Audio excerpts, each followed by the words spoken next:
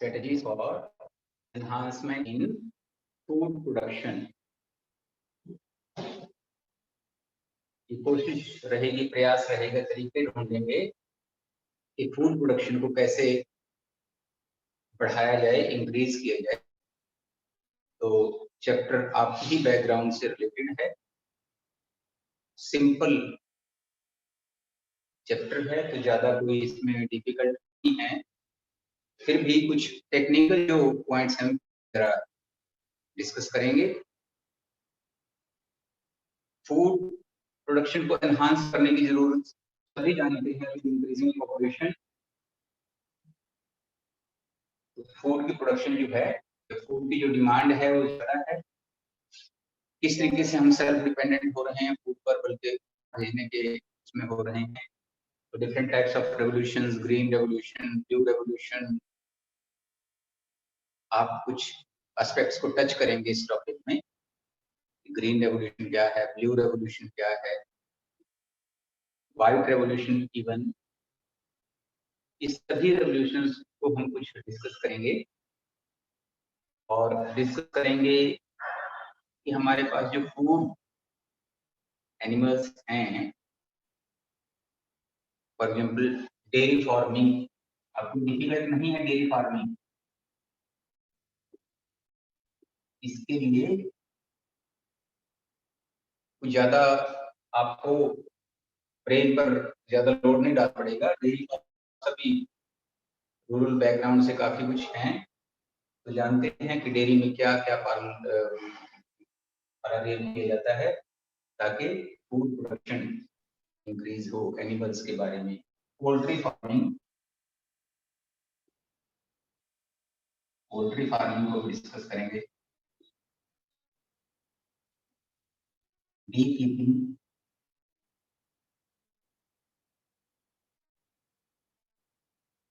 Apiculture कहते हैं, apiculture. और fish farming,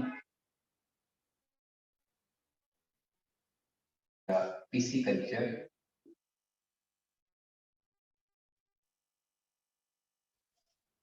poultry farming, dairy farming, bee keeping, fish farming, animal breeding important है। जो मैंने तक डिस्कस किया, नेम लिखे हैं, इनमें कुछ भी ज्यादा किसी को करने की जरूरत। डेयरी फार्मिंग क्या ऑब्जेक्टिव होगा आपका डेयरी फार्मिंग का? Dairy means milk yielding animals. तो मिल्क यील्डिंग, डेयरी फार्मिंग में हम मिल्क यील्डिंग कि कैसे हमें डेयरी फार्म को मैनेज करना है। Disease resistant animals, cows, buffalo, जो भी आप ले रहे हैं उनके बारे में है। पोल्ट्री फार्मिंग, कैसे पोल्ट्री फार्मिंग को में क्या इसमें पालते हैं हम। अगर हमारा सीधा पोल्ट्री फार्मिंग से नहीं होता है कि हम हैंड, लेकिन इसमें बीज, टर्की, डक्स, सभी के बारे में जनरली हम बात करते हैं। बिकॉज पोल्ट्री एग से रिलेटेड है, तो इन एनिमल्स को भी हम हैंड के अलावा इन एनिमल्स को भी रियर करते हैं। क्यों करते हैं? बिकॉज एग्स की जो न्यूट्रिटिव वैल्यू है, प्रोटीशियस वैल्यू है, वो ज्यादा है। तो इसमें हमें इतना टॉपिक पर स्ट्रेस नहीं करेंगे, हम स्ट्रेस करेंगे यहाँ आकर के एनिमल ब्रीडिंग प्रोग्राम्स पर।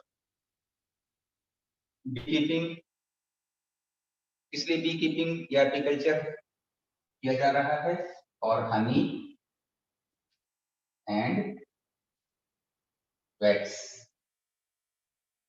फिश फार्मिंग, पिसीकल्चर, और ऑब्लिक में हम एक्वाकल्चर में दे देते हैं, एक्वाकल्चर। यही 1 मार्क से क्वेश्चन में पूछा जा सकता है आपसे, what is pisciculture. Pisciculture is related with fish. लेकिन अगर हम दूसरे aquatic animals like crabs, prawn, इनको भी इंक्लूड कर रहे हैं, लॉबस्टर्स हैं, इनको भी रियर कर रहे हैं, that is called aquaculture.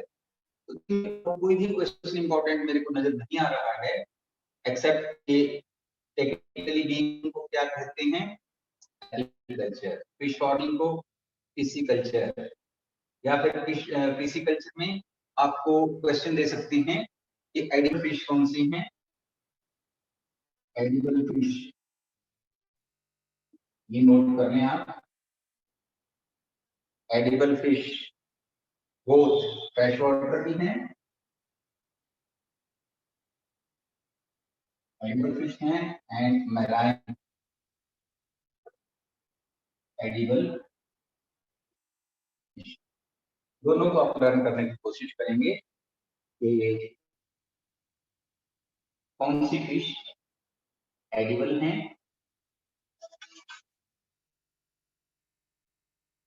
write down freshwater fish which are edible, freshwater catla fish, rohu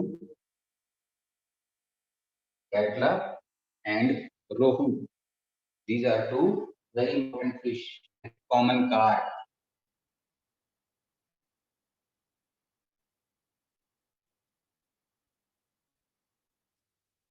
पूरा पैराग्राफ पढ़ने की बजाय आप इसमें नोट करेंगे fresh water fish and which are edible, तो catla rohu common carp, these are few fresh water fish which are edible। हमारे ही यहाँ फ्रेश वाटर में मिलती है, तालाब का पानी है, रिवर्स का पानी है। एंड मैराइन फिश, कौन कौन से मैराइन फिश हैं, हिल्सा,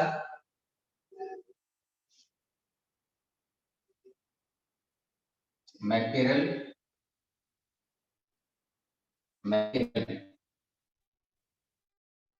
नोट करेंगे नेम, हिल्सा है, मैकेरल है, सार्डाइंस हैं, पॉम्फ्रेट्स हैं,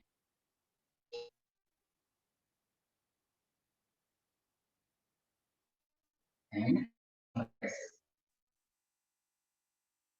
these are important marine fish which live in salt water, that means salt water, sea, समुद्र में। These are hilsa, mackerel, sardines and pomfrets, so these are edible fish। और बाकी की स्टोरी आप उसमें चैप्टर में देखना, बट इम्पोर्टेंट पार्ट ये है कौन कौन सी फिश जो हैं वो एडिबल हैं। जब आप बी कीपिंग करेंगे, एग्रीकल्चर, तो बी कीपिंग कैसे कर रहे हैं आपको सभी को पता है कि हाइव्स होते हैं, they are kept in orchards और areas locations which are rich in pasture, जहां पर पॉलन ग्रेन्स ज्यादा हैं, पर्टिकुलरली सनफ्लावर फील्ड है, लीची फील्ड है, इनमें हाइव्स को रख दिया जाता है। एंड जो बी है मोस्ट सुटेबल है इट इज एपिस, क्या करेंगे, एपिस इंडिका,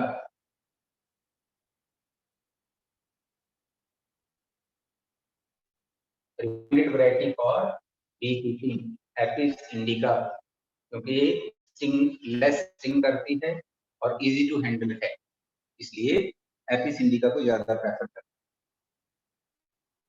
आप अपने आप देखेंगे, कोशिश करेंगे कि जो हाइव्स हैं या एपीकल्चर हम कर रहे हैं, बी कीपिंग, उसके लिए हमें किन किन बातों का ध्यान रखना चाहिए, सीजन, हाइव्स को किस सीजन में रखेंगे, selection of suitable location, catching and hiding of swarms, handling and collection of honey and wax, कैसे ये करना है आप इसमें देखेंगे। तो ये इंपॉर्टेंट नहीं है, हमारा भी इंपॉर्टेंट एस्पेक्ट यहाँ लगेगा एनिमल ब्रीडिंग। एनिमल ब्रीडिंग जिसको कि हम डिटेल में करेंगे, बाकी शॉर्ट आंसर या एमसीक्यू उसके लिए आपको ये इस तरह के क्वेश्चंस ही देखने होंगे। एनिमल ब्रीडिंग से हम स्टार्ट करते हैं। एनिमल ब्रीडिंग,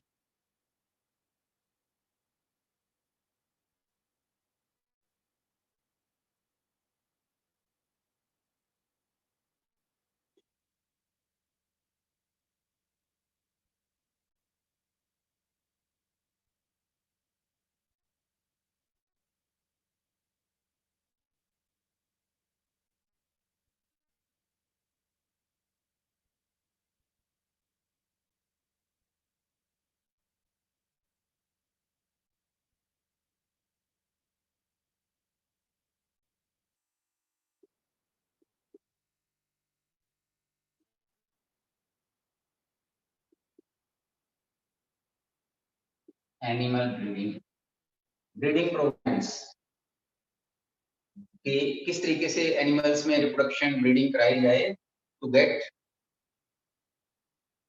मोर milk yielding animals, more disease resistant animals. ये हम ऑब्जेक्टिव रहेगा एनिमल ब्रीडिंग प्रोग्राम्स को शुरू करने से पहले कि जब हम एनिमल ब्रीडिंग प्रोग्राम्स कर रहे हैं तो हम इस ऑब्जेक्टिव को ध्यान में रखेंगे। तो जो ब्रीडिंग है animal breeding programs they are based on two types of programs. One is called inbreeding and the other is called outbreeding. Inbreeding and outbreeding. So what is inbreeding? यहाँ हम ब्रीडिंग वर्ड यूज कर रहे हैं तो breed एक word हम देखिए breed किस सेंस में इसको यूज कर रहा है। Breed means a particular species. How will you define a species or a breed? Species को कैसे डिफाइन करते हैं? स्पीसीज क्या है? Group of similar animals.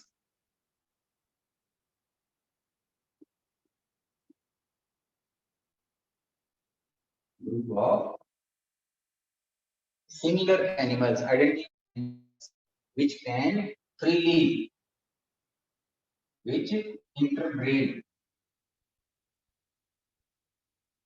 with each other। यानी इस ग्रुप के जो मेंबर्स हैं ब्रीड या स्पीसीज के जो मेंबर्स हैं वो सिमिलर हैं, आइडेंटिकल हैं morphologically, physiologically, and they can interbreed with each other. They can freely interbreed with each other. Interbreed कर सकते हैं to produce fertile offspring.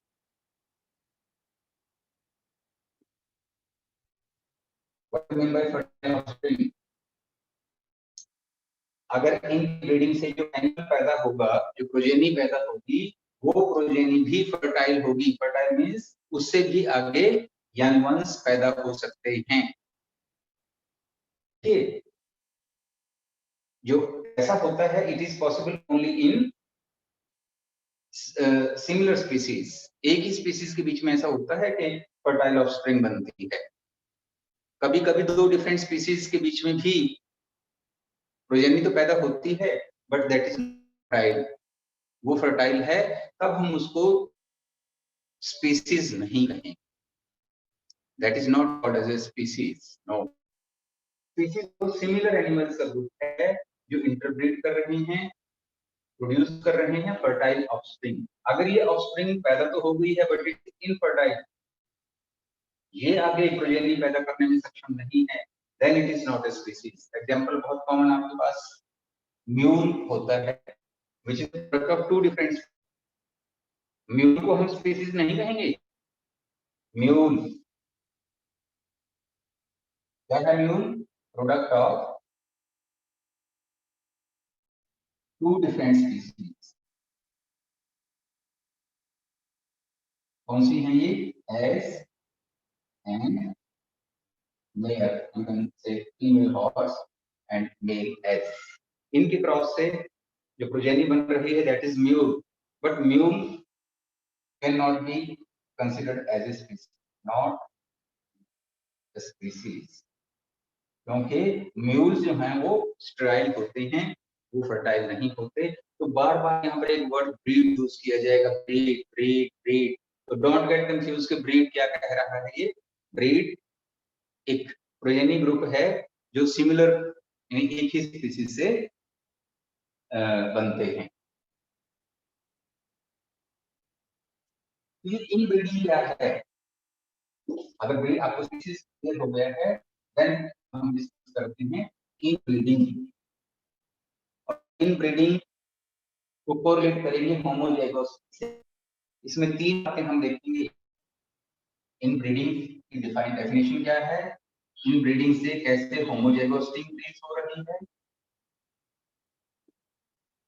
And in दोनों से इंपॉर्टेंट है inbreeding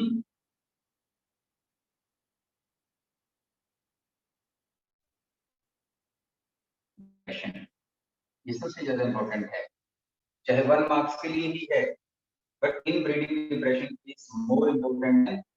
definition of inbreeding, definition से ज्यादा कि ये होमोजाइगोसिटी को कॉज कर रही है, और होमोजाइगोसिटी के कारण ही एक इनब्रीडिंग डिप्रेशन का फिनोमेनन हमारे सामने आता है। तो हम तीनों को देखते हैं। व्हाट इज इनब्रीडिंग, डिफाइन कैसे करेंगे इनब्रीडिंग? अगर हम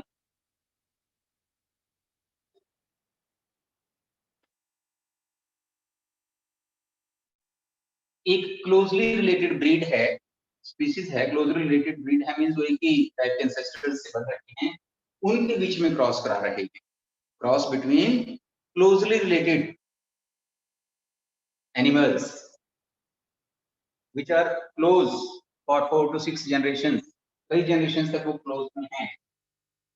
Inbreeding refers to, आप खुद कंसिडर करें, mating of more close related individuals with the same breed, same species for 4 to 6 generations।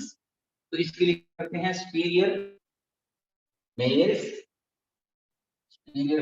इनको कंसिडर करें and crossed with females। तो जो प्रोजेनी होगी, अब क्योंकि सम superior breed लिखा है तो मेल होगा, ये बिलोंग कर रहे हैं एक ही ब्रीड से, और सुपीरियर क्वालिटी फीमेल्स। अब मान लीजिए इसमें कोई डोमिनेंट जीन है, से ए, और इसमें है कोई बी, इसमें है कोई, इसके लिए बी और यहाँ बी। अगर हम इनको क्रॉस कराते हैं तो चांसेस हैं कि ए एंड बी जो कि डोमिनेंट हैं वो एक ही इंडिविजुअल में आ जाएं, एक ही इंडिविजुअल में आ जाएं। तो इससे सुपीरियर जीन्स कई बार इकट्ठी हो जाती हैं। सुपीरियर जीन्स अब ए हैं इकट्ठा, ही अगर ए और बी डोमिनेंट फॉर्म में इकट्ठी हो जाती हैं तो दिस इज होमोजाइगोसिटी। अब इस होमोजाइगोसिटी से क्या है, अगर तो होमोजाइगोसिटी कॉज हुई है होमोजाइगोसिटी इनब्रीडिंग है, इनब्रीडिंग रिजल्ट्स इन कंबाइनिंग और accumulating the superior genes, चाहे इंफीरियर दोनों हो। अगर दोनों एक जैसे टाइप के इकट्ठे हो रहे हैं, this is called homozygosity. When two element gene they are identical, it is called homozygosity. तो इससे क्या होगा, इन ब्रीडिंग से इंप्रूवमेंट भी हो जाती है। बट अगर कई बार रेसेसिव, अगर कोई रेसेसिव एलील्स इकट्ठे हो जाती हैं लाइक ए एंड बी, तब प्रॉब्लम भी हो जाएगी। क्या प्रॉब्लम हो जाएगी, यहाँ पर तो इंप्रूवमेंट हो जाएगी। अगर होमोजाइगोसिटी डोमिनेंट एलील्स में आई है, इंप्रूवमेंट हो जाएगी। लेकिन अगर इंफीरियर जीन्स होमोजाइगस कंडीशन में आ जाती हैं, या रेसेसिव जीन्स, रेसेसिव एलील्स, तो एलील्स बिकम होमोजाइगस। इससे ऐसा तो हो सकता है क्योंकि एनिमल्स जो हैं वो क्लोजली रिलेटेड हैं। हमने पहली कंडीशन दिखाई है, crossing between individuals of closely related breed which are close for 6 generation, जो एक से आ रहे हैं, 4, 5, 6 जनरेशन से पैदा मतलब होते जा रहे हैं, आगे आ रहे हैं, उन्हीं के बीच में अगर हम क्रॉस करा रहे हैं तो दिस इज कॉल्ड इनब्रीडिंग। अब इनब्रीडिंग अगर होमोजाइगस डोमिनेंट जीन्स को एलील्स इकट्ठी हो रही हैं तो इट में रिजल्ट इन इंप्रूवमेंट। बट अगर रेसेसिव एलील्स होमोजाइगस कंडीशन में आ जाती हैं, देन जो परफॉर्मेंस है वो डिक्रीज हो जाती है। This phenomenon is called inbreeding depression.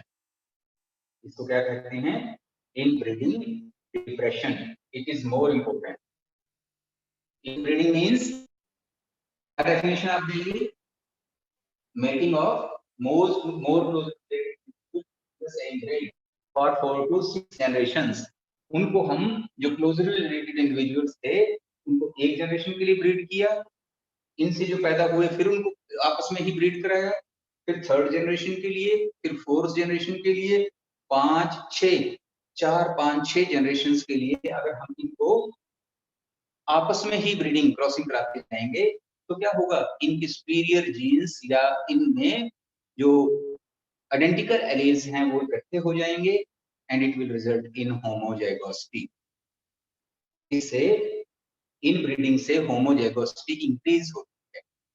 अब होमोजाइगोसिटी अगर डोमिनेंट एलील्स में हो रही है तो इट विल बी गुड, और अगर ये कभी कभी ये भी कई बार हो जाता है कि जो क्लोज ब्रीडिंग हो रही है हम बार बार एक ही ग्रुप को, क्लोजली रिलेटेड ग्रुप को ही इन क्रॉस में ला रहे हैं, तो उससे क्या होता है, इंफीरियर एलील्स और इंफीरियर ट्रेट्स, जो उनमें कुछ इंफीरियर ट्रेट्स हैं वो इकट्ठे हो जाते हैं, वो होमोजाइगस हो जाते हैं, तो इससे जो उसकी परफॉर्मेंस है उस ग्रुप की एनिमल्स की वो डिक्रीज हो जाती है। This reduction in yield, reduction in milk yield, reduction in protein yield, reduction in egg laying, कुछ भी है ये, this is called inbreeding depression। क्या हो गया inbreeding depression? Inbreeding depression is where recessive homozygous alleles reduce the performance of this group or breed. This phenomenon is called inbreeding depression। तो inbreeding depression पर question होता है, पर कोई ज्यादा नहीं उम्मीद है। इनब्रीडिंग को डिफाइन कैसे करेंगे? 1 मार्क्स का क्वेश्चन डेफिनेशन पर भी हो सकता है। अब है आउटब्रीडिंग। एनिमल ब्रीडिंग प्रोग्राम्स का एक पार्ट है कि हम उनमें इनब्रीडिंग करा रहे हैं या आउटब्रीडिंग। अब इनब्रीडिंग तो आपने देखा है कि क्रॉस कराया गया है, मेक कराया गया है एनिमल्स को जो क्लोजली रिलेटेड हैं और उनको हम ब्रीड करा रहे हैं फॉर 4 to 6 जनरेशंस। अब आउटब्रीडिंग,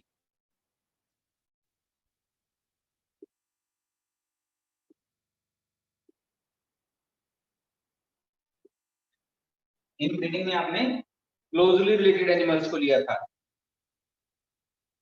बट इन आउटब्रीडिंग जो एनिमल्स होंगे बार क्रॉस दे आर अनरिलेटेड, उनमें कोई कॉमन एंसेस्ट्री नहीं होगी, दे आर अनरिलेटेड एनिमल्स।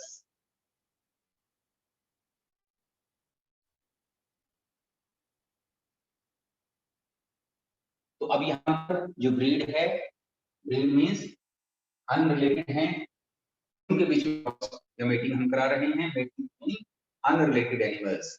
अब यहाँ पर एक ग्रुप ऐसा भी हो सकता है जो एक ही ब्रीड के हैं, 4 से 5 6 जनरेशन होते हुए वो आए हैं, उनके बीच में हम क्रॉस करा रहे हैं,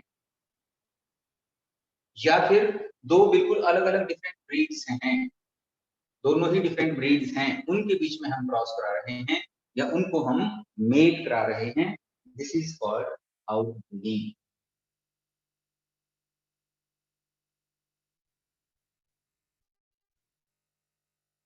Outbreeding is breeding of the unrelated animals between individuals of the same breed but having no common ancestor। Unrelated का मतलब यहाँ क्या है? Breed तो same है but ancestors common नहीं है। Ancestors अलग अलग हैं तभी वो unrelated होंगे। Ancestors उनके parents अलग अलग हैं और जनरेशन से अलग हैं, या फिर इसको आउटक्रॉसिंग कहते हैं, और बिटवीन डिफरेंट ब्रीड्स जिसको क्रॉस ब्रीडिंग कहते हैं।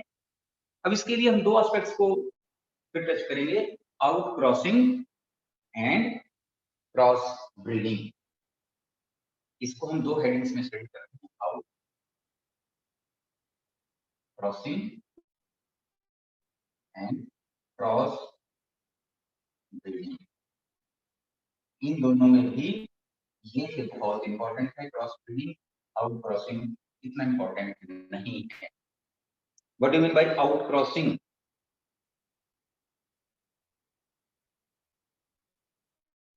तो आउट क्रॉसिंग में हम कैसे एनिमल्स को सेलेक्ट करते हैं फॉर मेटिंग?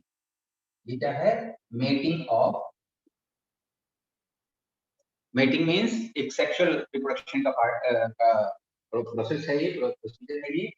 इसमें क्या करते हैं? Mating of animals with the same breed. Mating of animals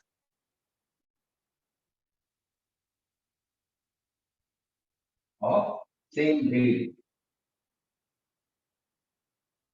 but ancestors जो हैं, उनके जो पूर्वज हैं वो अलग अलग हैं, but having no common ancestors, but having no ancestors. ये इंपॉर्टेंट बात है, क्योंकि एंसेस्टर्स सेम ना हो। Mating of the animals of the same breed, इनके एंसेस्टर्स 4 से 6 जनरेशन तक, 4 to 6 जनरेशन तक हम उनको ब्रीड करते जा रहे हैं, बट एंसेस्टर्स कॉमन नहीं है। This is called out crossing. और इनसे जो प्रोजेनी पैदा हो रही है that is called out cross progeny. इसको हम आउट क्रॉस प्रोजेनी कहते हैं। इससे फर्क क्या पड़ेगा? आउट क्रॉसिंग से क्या बेनिफिट होगा या इसकी इंपॉर्टेंस क्या है? ये इनब्रीडिंग डिप्रेशन को अवॉइड इनब्रीडिंग। आपने एंसेस्टर्स को लिया था, कॉमन एंसेस्टर्स को कई जनरेशंस के लिए ब्रीड कराया था, लेकिन यहाँ पर आपके एंसेस्टर्स नॉट कॉमन, वो कॉमन नहीं है, तो उनमें जो आइडेंटिटी पास नहीं आएंगी। तो कौन सा फिनोमेनन हमारे पास नहीं आएगा? Avoid inbreeding depression. ये इसका सबसे बड़ा फायदा, क्योंकि आपने ब्रीड तो सेम सेलेक्ट की है, लेकिन उनके एंसेस्टर्स कॉमन नहीं है फ्रॉम 4 to 6 जनरेशंस।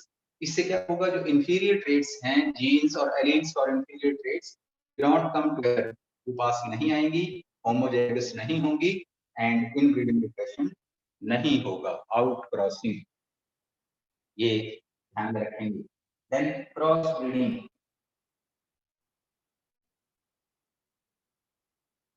अब इसमें क्या होता है? क्रॉस ब्रीडिंग में ब्रीड ही बिल्कुल अलग है, 2 डिफरेंट ब्रीड्स।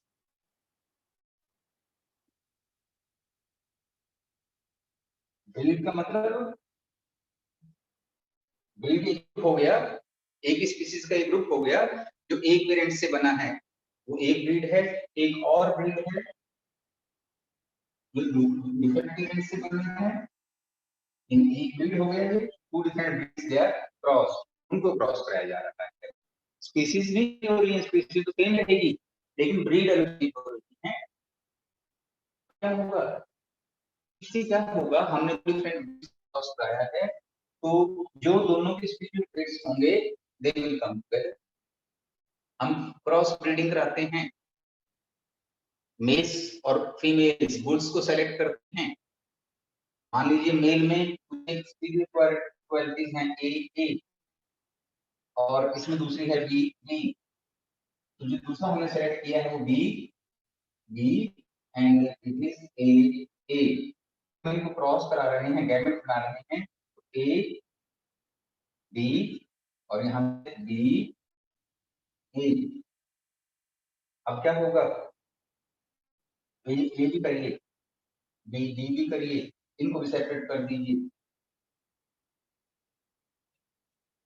लेकिन जब गैमेट बनेगा तो एटलीस्ट दो निकल जाएंगे ए। अब इसमें क्या आ जाएगा? बी एंड ए, ये गैमेट बन जाएगा। और इसमें क्या आ जाएगा? A and B, A and B. जब हम इनको देखते हैं तो ये ए एंड बी बी। अब इसमें क्या है? ए भी एलील है, बी भी डोमिनेंट एलील है। तो जो F1 पेरेंट बनता है, प्रोजेनी बनता है, it will be superior than both the parents। ये दोनों पेरेंट्स से superior होगा। इस फिनोमेनन को हम कहते हैं हाइब्रिड विग्योर और हेटेरोसिस। क्या कहते हैं? जो क्रॉस ब्रीडिंग है एनिमल्स के केस में लें या प्लांट्स के केस में लें, अब हम ब्रीडिंग एनिमल्स की बात कर रहे हैं ब्रीडिंग की। यहाँ क्या होता है कि जो F1 इंडिविजुअल है वो दोनों पेरेंट्स से बेटर बन जाता है और हाइब्रिडाइजेशन बन जाता है। Animals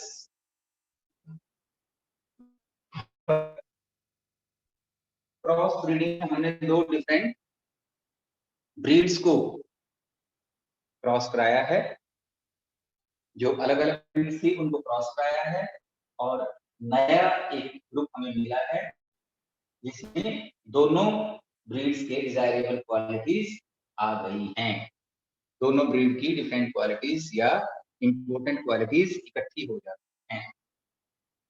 this is cross breeding. इसमें 1 मार्क्स के क्वेश्चन के लिए एक बहुत इंपॉर्टेंट क्वेश्चन बनता है। शीट में एक वैरायटी है Hisar dale.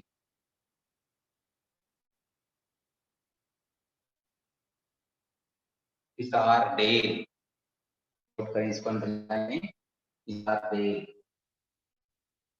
It is a new breed of sheep.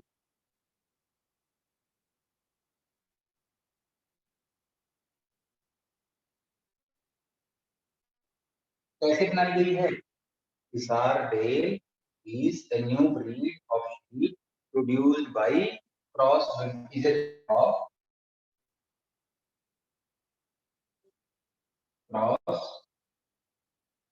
breeding किसके इंपॉर्टेंट है आपके 1 मार्क्स के क्वेश्चन के लिए भी कि जो हिसार डेल बनाई गई है वो कैसे बनाई गई है? by cross between Bikaneri ewes in male animals and merino Bikaneri ewes and merino rams.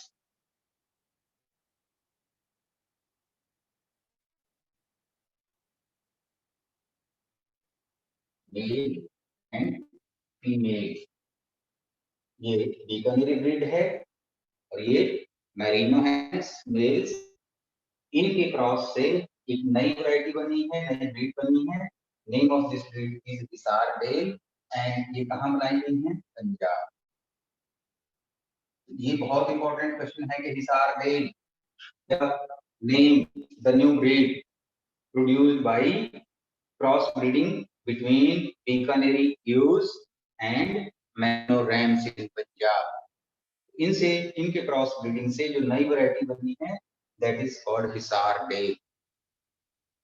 या फिर आपको रिवर्स क्वेश्चन हिसार डेल पूछेगा कि product of Bikaneri and merino rams it is the result of breeding. ये हाइब्रिड बन रहा है।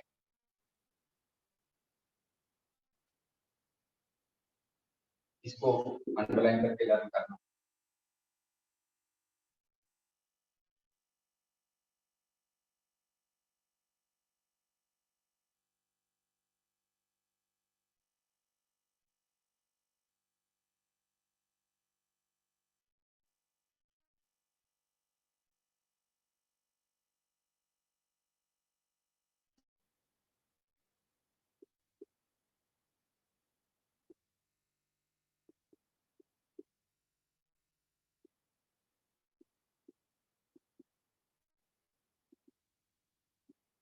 Interspecific hybridisation. हाइब्रिडाइजेशन मींस जो बना है, क्रॉस ब्रीडिंग हुआ है, result of cross breeding is production of hybrid. हम कहते हैं कि हाइब्रिडाइजेशन हुआ है। F1 जो इंडिविजुअल्स हैं दे आर हाइब्रिडाइज्ड, उनको हाइब्रिड बना दिया गया है, दोनों का कॉम्बिनेशन बना दिया गया है। तो जनरली जो हाइब्रिडाइजेशन है it occurs with in the same species.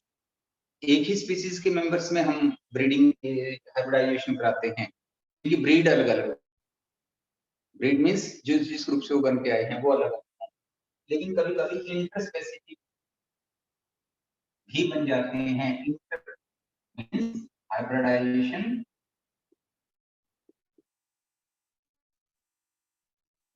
between different species.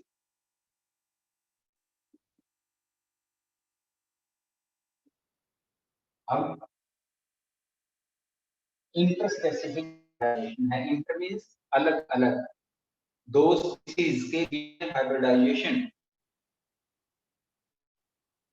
यूं तो इंटरजेनरिक हाइब्रिडाइजेशंस भी हैं, बट इंटरस्पेसिफिक कर रहे हैं आपके अकॉर्डिंग टू आप हाइब्रिडाइजेशन बिटवीन टू स्पीसीज जो अनरिलेटेड हैं, डिफरेंट।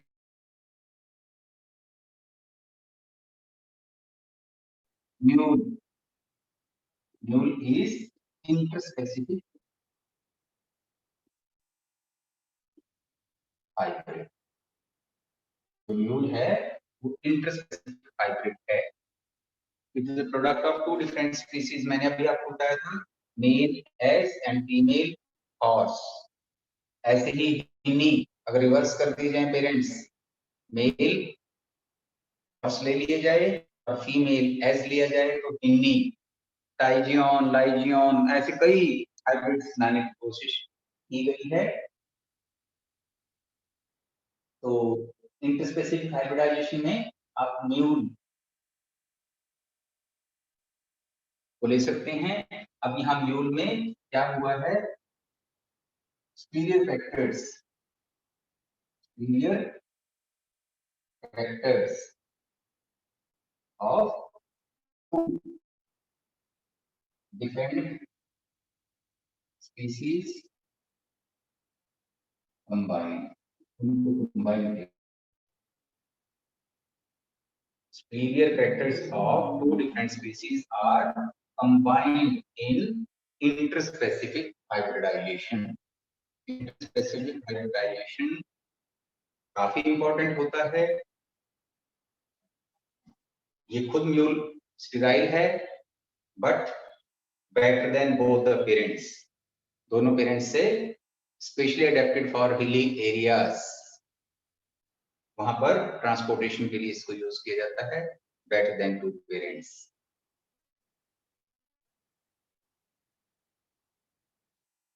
तो ये भी 1 मार्क्स के ही क्वेश्चन है। Now artificial insemination.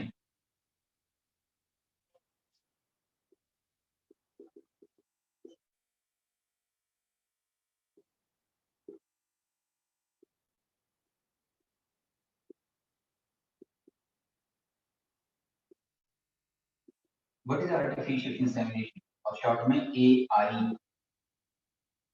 क्या है, क्या इसके फायदे हैं, what are its advantages AI में।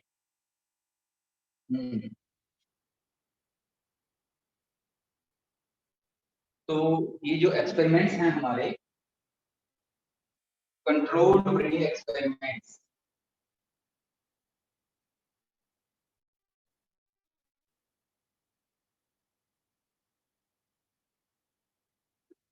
दे are perform through artificial insemination. जहां पर भी हमने कंट्रोल्ड ब्रीडिंग